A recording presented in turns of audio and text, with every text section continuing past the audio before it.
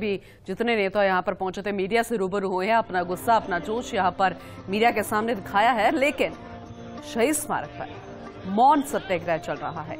काली पट्टी बांध के बैठे हैं सभी नुमाइंदे कांग्रेस के। वैसे देखा जाए तो पूरे देश में व्यापक स्तर पर इस तरीके के कार्यक्रम रखे गए हैं। सांकेतिक धरना यहाँ पर दिया जा रहा है मौन सत्याग्रह के रूप में। सीधा केंद्र सरकार पर आरोप, भारतीय जनता पार्टी पर आरोप, राहुल गांधी के समर्थन में।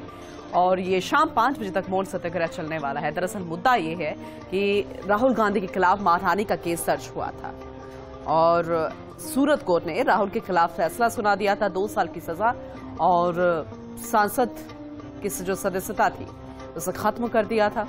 और जब ये पूरा मामला गुजरात हाईकोर्ट गया तब उन्होंने इस सजा को बरकरार रखा। सदस्यता अभी भी खत्म है, यानी लोकसभा चुनाव नहीं लड़ सकते। हालांकि ऑप्शन है राहुल गांधी और कांग्रेस के पास कि वो सुप्रीम कोर्ट जाएंगे, लेकिन स्टे की उम्मीद यहां पर कर रहे थे कि गुजरात हाईकोर्ट से स्टे मिल जाएगा, लेकिन फिलहाल ऐसा संभव हो नहीं पाया।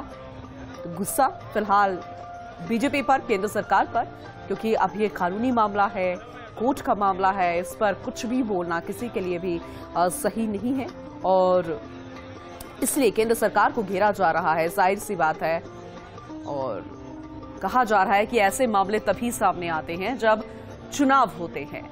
पॉलिटिकल एडिटर योगेश शर्मा जी लगातार हमारे साथ बने हुए हैं, वहां की तस्वीरें दिखा रहे हैं, पूरी जानकारी दे रहे हैं। सीधा रुख योगेश जी आपका करें। योगेश जी, जितने नेता यहां पर पहुंच रहे हैं हर कोई केंद्र सरकार को, भारतीय जनता पार्टी को घेरता हुआ नजर आ रहा है, क्योंकि अभी मामला कोर्ट में है। तो इसलिए कोर्ट की जो भी फैसले आ रहे हैं उसके खिलाफ तो कोई नहीं बोल रहा, लेकिन ये जरूर कह रहे हैं कि आखिर भारतीय जनता पार्टी वही करती है। हमेशा हर बार का यही है कि जब भी चुनाव आने वाले होते हैं तो पुराने मामले को उठा दिया जाता है और सीधा राहुल गांधी से डर रहे हैं भारतीय जनता पार्टी, ये कहना है उनका। अब और क्या कुछ रिएक्शंस सामने आ पा रहे हैं?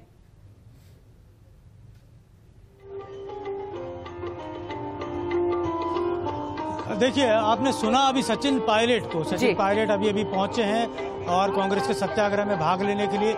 सचिन पायलट ने बड़ी बात कही। उन्होंने कहा कि राहुल गांधी के मुद्दे पर एजेंसियों का दुरुपयोग किया जा रहा है, उनको टारगेट किया जा रहा है, लेकिन कांग्रेस चुप नहीं बैठेगी और अंततः लोकतंत्र की जीत होगी।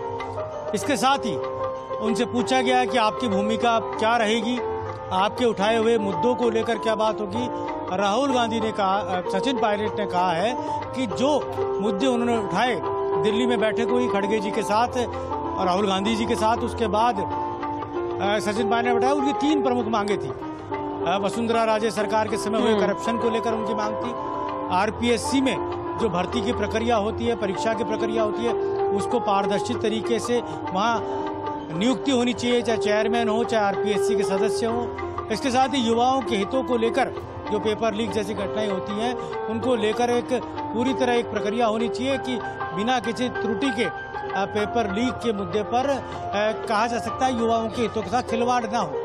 सचिन पायलट ने कहा है कि उनकी तीनों मांगे मान ली गई है और तीनों मांगों पर राजस्थान की कांग्रेस की सरकार इस दिशा में कार्रवाई करेगी और कर भी रही है।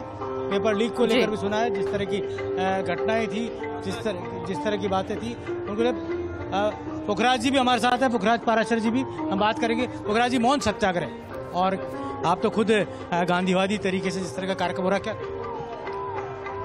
देखिए, जिस तरह से भारतीय जनता पार्टी की जो केंद्र सरकार है, मोदी जी जिस तरह का देश के अंदर जो वातावरण उन्होंने बनाया है भय का, और उससे आम जनता में जिस तरह का रोष है और जिस तरह से संवैधानिक संस्थाओं को ख़त्म करने का जो काम भारतीय जनता पार्टी की सरकार ने किया है, आपने देखा बिना कारण से, बिना ऐसे छोटे मोटे मुद्दों को लेकर राहुल जी के ऊपर राहुल जी की सदस्यता भंग कर दी गई।